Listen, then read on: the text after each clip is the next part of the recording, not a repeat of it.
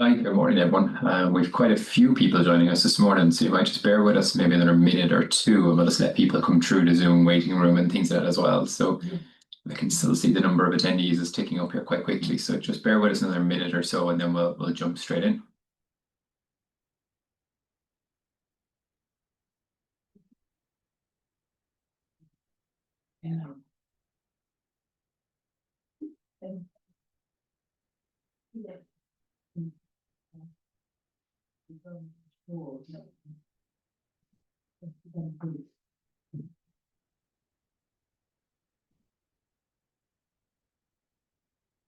Perfect. I think it's after settling down now a bit. So, for those of you who never joined one of our webinars before, good morning, welcome. The webinar is being recorded, and we'll share a link to the recording as well as the slide deck after the webinar itself.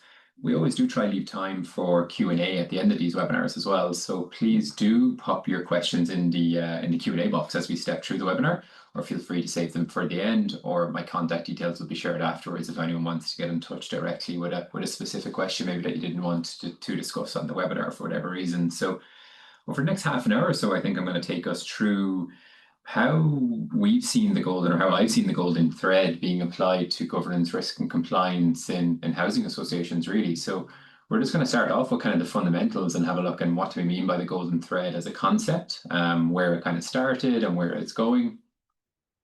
The next thing we'll have a look at is how does it apply to governance, risk and compliance, and what are those benefits really of connecting the strategic objectives to the daily operations.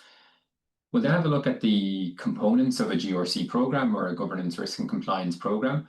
I thought it'd be useful to spend a couple of minutes on this, because when you nail the golden thread piece, or when everyone has a good understanding of the golden thread piece, really where we see it go wrong is in the fundamental components of the actual program. So it could be a risk assessment process, compliance, or whatever it is. So we'll delve into that a bit more. We're going to have a look at just a very, very brief kind of one slide case study of where risk, a control, a KRI, and how it all links up, and how we can kind of thread that back through to reporting and things like that then as well. And as I mentioned at the very end, then we'll try and leave a couple of minutes for Q&A as well. But if anyone does have any questions that are stepping down through it, please do feel free to pop them in the Q&A box as we go through. So I know some of you on the call already, some of you will know calQrisk, some of you will know me. I certainly recognize some names and things like that in the attendee list here this morning. But just for those of you who might be new to calQrisk, or this is your first time attending one of our webinars, just a very, very brief background on who we are and what we do. So we're a company that was founded in 2006, initially as a niche risk and compliance service provider, working with organizations that maybe didn't want to work with some of the large consultancy houses for whatever reason. Over the years, then we were approached and asked about what's the best GRC system, risk management system, whatever it is that people should buy or use. And we ended up launching a solution called calQrisk. So basically we offer GRC software solutions and services. I'm working with housing associations in Ireland and the UK. I think we're working about 40 or 50 different housing associations of all sorts of different sizes and scale. And we're probably working in the housing space, I'd say 5 or 6 years, if not more at this stage. So we've kind of seen a lot over those years about kind of how things have changed, how kind of risk management programs have matured as well. A bit about myself as well before we jump in. So I'm the CEO here with calQrisk. My own background is all risk management. So my undergrad is in risk management and insurance, and did some postgrad qualifications with the Institute of Risk Management and similar institutes like that in enterprise risk and ops risk and everything else in between. So I think we'll jump straight in. So I just wanted to kind of get a definition of what do we mean when we talk about that golden thread. So some of you will be more than familiar with it than others. So we talk about it as a clear connectivity. So a clear, continuous and traceable link between the overall vision and objectives right down through the core, the heart of the organization. So it is really a management principle. For those of you on the call might be familiar with other management principles. One of the more popular ones over the last few years has been kind of the OKR model, or the objectives and key results model, where the board set the objective and everyone else's key results and objectives then have to kind of bubble up and eventually help obviously the organization achieving its full remit. So that's kind of just it is a management principle underneath it all. It probably rose to popularity. I won't say popularity, but it definitely entered the housing association vocabulary as part of the Building Safety Act in the UK of 2022, which was kind of one of the outcomes of the tragic events of Grenfell, I suppose. So a lot of housing associations think about the golden thread as more of a building safety item. But where we've seen organizations move towards is having a look at it, how you can kind of structure the whole organization around that kind of golden thread, and particularly governance, risk, and compliance. And we think about them as potentially separate buckets or work streams in the organization as well. The last piece that I think, or the biggest benefit I see from from operating the golden thread, or trying to shoot for that, is that it acts as a single source of truth. So where it actually works, you have a consistent information flow. It eliminates silos, breakdown barriers straight away, and ultimately ensures consistent decision making because the information is readily available. I'm not looking at a risk in a silo and a compliance issue in a silo, an incident that happened over here in a silo. I can actually be able to see, well, look, here's our strategic objective. Here's the risks that stop us achieving that objective. Here's the ops risks. Here's the incidents, the KRIs, the control failures, and everything else that happened. So it is that being able to pull that thread. If I'm sitting on the board of a housing association or the audit and finance committee, I want to be able to pull a thread from that objective, go right through the core of the organization, and be able to pick up all the different data points that are useful to help me understand why we're not achieving that objective, and ultimately what is the risk to stop us achieving that objective. And that brings us on to the next slide. So how does the golden thread actually apply to governance, risk, and compliance?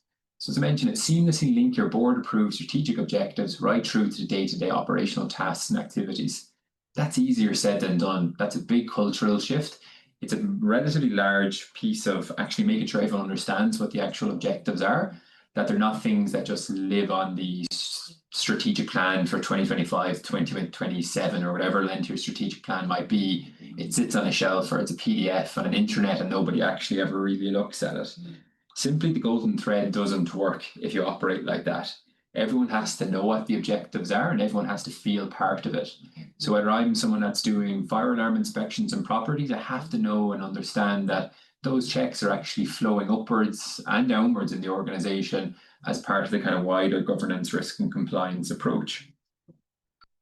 And really what I want to kind of stress here as well is that if the thread breaks at any point, risk oversight suffers, or oversight in general. We could drop the word risk here. So if I'm that board that I'm going to pretend I'm a phantom board director or chair of that audit and risk committee or finance committee, whatever you might report into, ultimately I lose visibility the minute there's a breakdown at any level in the organization. So I'm responsible for the achievement of the objectives of the organization, or I set the tone at the top, but I might be 4 or 5 levels or somewhat detached from the actual operating or the way the organization operates. And as soon as there's any breakdown in process or a silo gets created, I don't have visibility. I can't make that strategic decision. I just don't have enough information, or I certainly don't have the information available at my fingertips anyway to be able to make that decision. So for the next few slides, what I wanted to do is probably focus a bit on those core components of a GRC program, which will basically lay the foundation for us to operate the golden thread from a governance, risk, and compliance perspective. And what I really wanted to start with was objectives and risk appetite. So I said that these slides might be a bit wordy in places. We'll pop over the slides afterwards, so don't feel under too much pressure to take notes. And I'm certainly not going to read them word for word or anything like that. But when we're starting any kind of training course, or when certainly I'm talking to boards and management teams about risk and compliance and any sort of component of the program, I always like to start with just definitions. And the one I always kind of lean back to is ISO 31000. So that's the International Risk Management Standard. And it defines risk as the effect of uncertainty on the achievement of objectives. And likewise, then, as appetite is the amount and type of risk an organization is prepared to pursue, retain, or take. So I think they're really important definitions, more so on the risk side, because it links it back to that objective. So it's tying in the strategic objective or the strategic plan that we have as an organization right back to the risk assessment I might be doing on slip, trip, and fall, or a development, or a financial risk assessment, or whatever it might be. The big kind of caveat here, the big danger here, is that a lot of organizations will have risk appetite statements, risk framework documents, but they're just not that well known. So the big kind of thing here is like risk appetite. Is it known across the organization? Is it part of your induction program for new joiners? Is it part of an annual refresher training? I know lots of us will go through things like data protection training, for example, on an annual basis, or if we change role or move into a new organization. But risk appetite can be equally as important there as well, particularly where we're shooting for this golden thread. And then are the objectives discussed? So I mentioned risk is the effect of uncertainty on the achievement of objectives. And I mean, sometimes you see organizations with strategic plans where they're just not lived. It's a document that's probably refreshed once a year, once every 3 years, but are the objectives actually well understood at all levels in the organization? And do you promote them and do you discuss them? So do you have town halls? Does the CEO or chairperson send out a monthly or quarterly update on the achievement of the objectives, really just to make sure they're lived at all levels? So if we don't get that tone at the top right, certainly we won't be able to operate the golden thread right through the organization. And really it forms the foundation, as I mentioned as well. So when we get that strategic plan right, it ensures the alignment between the strategic intent, so that connection between the board level and really the operation level, or past the management team and further down into the organization. I am conscious that we've organizations of all sorts of different size and scale on the webinar today. So some of the examples I'm going to use are probably large organizations with lots of different levels of management and layers and things like that. But I think the same principles pretty much apply no matter what size organization you are. The next piece I'm going to touch on then is just a couple of kind of key pieces around the risk management component, the risk management piece of that GRC framework. So we talk about risk management, and there's a lot to unpack here, and we just quite simply don't have time to go into it all. But what I want to point out here with the risk management piece in particular is that inconsistency is the big challenge or the big threat here, particularly around things like impact matrix. So when I talk about impact matrix, some organizations will call it risk criteria. What it really boils down to, or kind of just to bring it back to plain English almost, is how do we score and categorize risks through the organization? So if I'm sitting over here in IT and I'm doing a risk assessment on a new supplier we're going to onboard for asset management or CRM system or whatever it is, I should have a source of truth or somewhere I can go to see what does a 5 mean to my organization? What does a 3 mean? How do we categorize them? What's red, amber, green? So having that place where it just allows me to be consistent. And really that's where organizations trip up here, is that when you're not consistent in the risk management process, you start to get lots of skewed scoring. So you might actually operate the golden thread. You might actually be able to pull that thread from your objective right down through your risk and into everything else. But you'll find there's just wild inconsistencies across departments, where you might have an ICT department that's very risk averse, and you might have maybe an ops department that's maybe less risk averse, for example. The other thing I want to point out here is that it really helps with the golden thread piece is the structured reporting cycles. And I know a lot of housing associations will already have these in place, so either going to committee level, board level, or management team level, but just really nailing that kind of structured reporting cycle. What do we report? When do we report? And who reports it? They're the big kind of things I think about when I talk about that the reporting cycle, and it allows the board and the management team to execute adequate risk oversight as well. The incident management piece, these are critical pieces of information that just get lost. So we're getting further down in the organization now. So we're after going below the risk piece. In some organizations where, again, it's easier said than done, to have a good incident management culture, you really need, or a good incident management process, you really need a no blame culture. I shouldn't be afraid to blow the whistle or to point in the corner or shine the light in the corner and say, hey, that doesn't look right. Instead, we end up finding a lot of organizations, well, incidents get resolved, they don't get logged because there might be cumbersome processes. They might feel, actually, if I flag that incident, that might look bad on me or my team or my department or whatever it might be. So getting that culture shift right as part of that is going to be incredibly important. Incident management, I kind of see as like the heartbeat of any good risk program. So we can do the assessments, we can refresh them every 3 months or 6 months or annually, whatever we want. But it's those incidents, those little niggles that happen that someone just keeps taping over, or I just keep patching it every month, and then eventually something goes wrong and it leads to a control failure and everything else. They're the pieces they're the dots that people don't join. And really they offer so much insight into how good or robust your risk and control framework is. And the last thing I wanted to point out is key risk indicators. So a lot of people think about, when we talk about objectives or strategic planning, we think about key performance indicators. But we really want to kind of talk about, we've lots of these key risk indicators in most organizations as well. And have we a RAG approach with our red, amber, green approach, where, look, when something exceeds, maybe goes into the amber area, we have a contingency plan, but certainly if it goes into the red area, there's escalation procedures internally around, look, they should go to the management team or maybe a committee or a board. See them as early warning indicators of something doesn't look right. So it's very, very possible for you to have a risk in your risk register. Someone did the assessment 6 months ago. Everything was fine then. It's green on the risk register. I don't want to put a score on it because everyone's scoring system is going to be different. But we've had a couple of incidents, a couple of control failures. Just maybe they're not linked to that risk for whatever reason. We don't do that, or there's separate silos or separate kind of processes in the business or in the organization.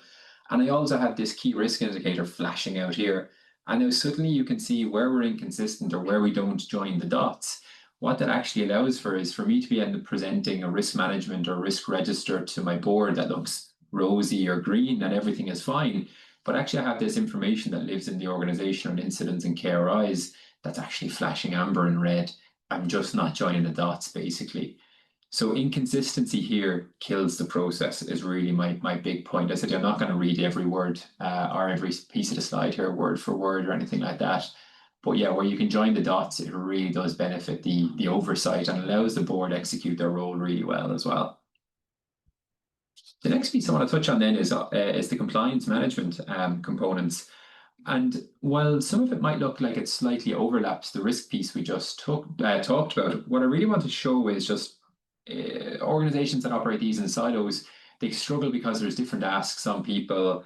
I might have different reporting cycles, for example. I might have to do different things at different times of the month. So compliance assurance process, again, lots of organizations, probably everyone on the call is going to have some sort of compliance assurance or compliance monitoring plan or compliance monitoring program, be it at operational level, at asset level, right through to kind of internal financial controls, for example, where we do spot checks and things like that. So don't need to delve on that too much. It's typically a second line function. So typically someone independent of actually doing the work, someone who maybe isn't involved in the payment process or procurement processes, typically go out and sample things.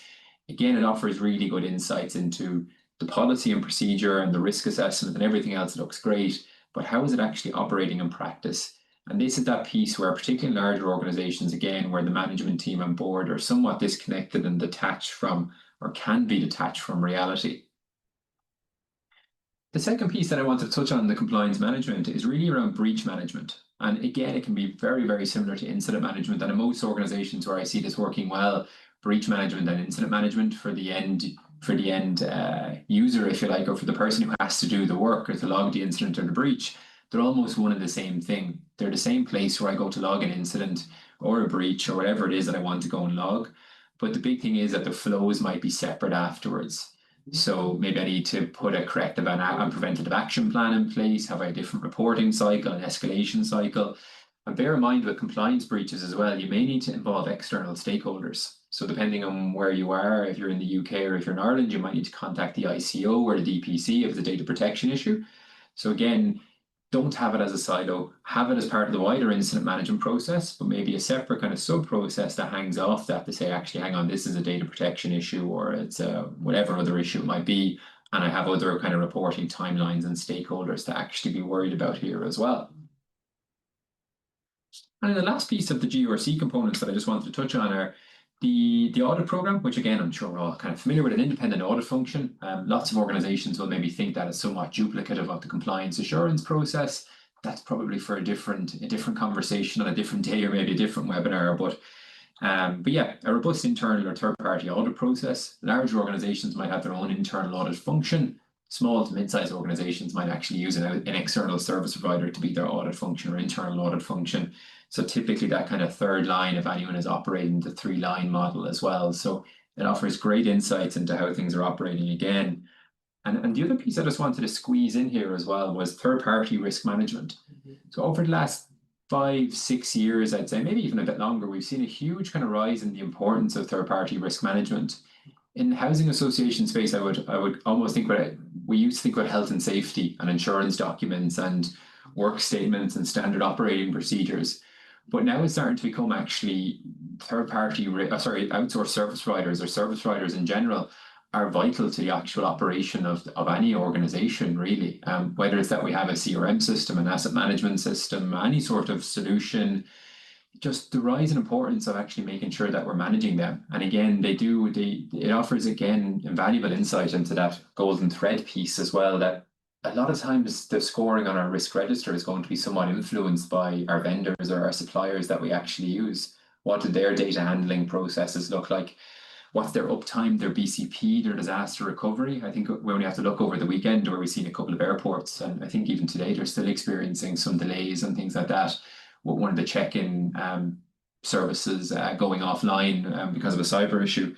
So yeah, we can see our dependencies on them as well. So really important that organizations keep the third-party risk management program as mature as their wider risk management program. I think a lot of organizations it's newer to them and maybe they haven't quite got there just yet, if that makes sense. And then moving on to next, what I was trying to kind of touch on before we actually talk a bit more then about applying the golden thread is the more traditional approach. So I would have alluded to this quite a bit of where we see lots of different silos. So we might have a risk team that operates the risk assessment process, gets everyone involved on a quarterly or 6-month basis, generates monthly or quarterly reports. Then we have the compliance team that might do some of the more operational checking. Might be something to do with internal financial controls, as I mentioned, or it might be on the more kind of operational or asset side. There's barriers between the risk and compliance team, very separate processes, separate asks of the individuals in the organization as well. We have audit then as well, completely separate. And then we have the operations side of things completely separate. So that's not having a dig at anyone. That's just what I would call the more traditional approach and the way organizations still today are operating. I'm not necessarily saying there's anything wrong with it. I just think we're missing out on such huge opportunities by not joining the dots up. And really what I want to kind of see here is without integrated systems and processes, we're losing that thread of accountability and more we're losing the piece around transparency and the oversight that I keep mentioning. There's one thing to take away from today. It's going to be just that word risk oversight or just oversight of the whole process. So by having that traditional, more siloed approach, it just feels like that, there's some quick wins that we're just not experiencing basically. And then when we talk about applying the actual golden thread itself, this is a slide I use quite a bit actually in training when we're doing it to boards and management teams and committees and things like that as well. So, and what I find is that as we get further down this pyramid, the less visibility those at the top of the organization might have. And then inversely, it works the same way. If I'm in ops, I feel like I have less visibility at the top of the pyramid, if that makes sense as well. So we think in a strategic plan, set tone at the top, board approved, management team filling it, our management team informing it and improving it as well. We move down into probably 2 different layers of risk registers or risk assessments, depending on the size and scale of the organization. So lots of organizations will have what they call a corporate risk register, maybe 10 or 20 or 30 risks that are reported into the board, tightly linked to that strategic plan. And then we'll have a bunch then of operational risks or operational risk registers that might be maintained across departments, projects, developments. Really, every organization is slightly different, but the devil is in the detail there in that regard. So what I'm trying to really show here is that these all should be connected. And then if we go down even one step further then as well, I have these key risk indicators that I mentioned that sometimes they flash amber or red, but they just don't make their way back up to the top. They're not tight enough to the corporate risk register. There's certainly a disconnect between them and the strategic plan itself. And then some of the other components we touched on then as well around the audit findings. I've often seen audit findings just living on a spreadsheet somewhere with a plan and a target date and usually someone responsible for closing them out. Very, very rarely have I actually seen them being linked back to the GRC program and informing maybe some potential control failures or using them as a trigger to maybe review a risk score, for example. I think audit findings tend to be the one side of that I see is almost like the last to be broken. Assurance, be it risk assurance or compliance assurance that we already touched on. And then the last piece then is that incidence as well. I think incidence is probably one of the easier ones to tie back. Incidence in KRI is definitely the easier one to tie back to the operational risk registers or the operational risk assessments. It's in most cases, in most housing associations I've come across, the organization or the data exists already. It's just having that process of who's going to tie it back and when are we going to tie it back. And then what trigger events would actually involve us having to escalate or else actually reassess. So just having a look at how it actually works in kind of a worked example. So I have a risk. My risk statement here is probably a bit wordy, but we'll work with it. It's non-compliance with fire safety regulations due to rising maintenance costs leading to an aging and non-compliant stock. The connection here is that I recorded in my risk register and I've linked it to my strategic plan. So that might be at the top of the pyramid that we were just on in the previous slide. I have this risk. Let's say it's amber. I've now linked it back to my strategic plan. So the board or the director or whoever it is actually looking might be able to come in and say, look, we have this objective and I can now see the risks that stop me or potentially stop us achieving that objective. We kind of move on. I have some controls that mitigate that risk further. So I have scheduled fire alarm inspections, I have comprehensive asset register, I have some procurement frameworks and lots of other things. If we think back to that golden thread, how do I connect all of this back? So my controls are all recorded in a control register and they're actually linked back to the relevant risk. So now I have my strategic plan, I have my objective at the very top, I now have a risk linked to that objective, and now I have controls linked to that risk. So I'm starting to get an insight now of if I'm a board director, I'm looking down through the objective, into the risk, and now into the control. Next, then, if we have a look at key risk indicators. So how would I know if something is actually going wrong on the ground? So I have this risk, it's amber or green or whatever it might be, but what percentage of alarm inspections are actually completed on time? What's the variance between actual and budgeted maintenance spend? And the connection here might be that you can use it as an early warning metric, flagging potential control failures. So my dummy example, while I call this a key risk indicator, could easily be a key control indicator. I might link that back to one of my controls. So again, I have my strategic objective, my risk, my control, and a KRI, all informing that objective or the potential achievement of that objective. And then the last piece I have here then is incident. So a defective fire alarm discovered during routine inspection process, logged and linked to control framework. So right, one incident might not be a stop ship, might not be a red light, it might not be a warning indicator, whatever it is. But what happens if we have multiple of those incidents? What happens if we actually start to see a trend? And I think that's really the piece from the golden threads perspective of incidents, in that unless it's quite a large breach, you can have the large breach might trigger the reassessment or the deep dive into this risk and this objective, or lots of little cuts. So it might be death by 1,000 cuts instead of, well, look, actually, we clearly have an issue here. We've lots of defective fire alarms, for example. So that's applying the golden thread in that worked example. So without run the risk of kind of constantly repeating myself here, I suppose, is that we have the objective through the risk into the control. We've now dove into that key risk indicator, and we also have some incidents that are informing it as well. So while that all sounds quite easy, I'm not going to dress it up. There are implementation challenges, and usually the two that we kind of come across, there are many, is the integration challenge and the data management challenge. So how do we actually embed this in the organization? And then what does a single source of truth actually look like? Because in larger organizations, there's quite a few people involved in those steps that we just went through. And you might have 10, 20, 30, 40 people involved in risk assessment processes. You might have lots of people, probably everyone involved in the incident management process, because in theory, everyone should be able to flag an incident. So I think the data management one is trying to identify where your source of truth is going to be and where you're going to report from. The integration challenge here, though, is really around cultural fit. So everyone has to be on board with a program like this. It's certainly not just going to happen overnight, and everyone has to be aware of the benefits of doing it. But to be aware of the benefits of doing it, I think everyone needs to be able to understand where it is on their side as well. So from a board director, and I know I took the example of being a board director here quite a bit, I can clearly articulate the benefit of a board director. I'm sitting at the table, I can see my plan, risk, I'm going right down through the organization and I can see everything. That might be a bit harder from the bottom up. So it might require a cultural, sorry, it will definitely require a cultural shift.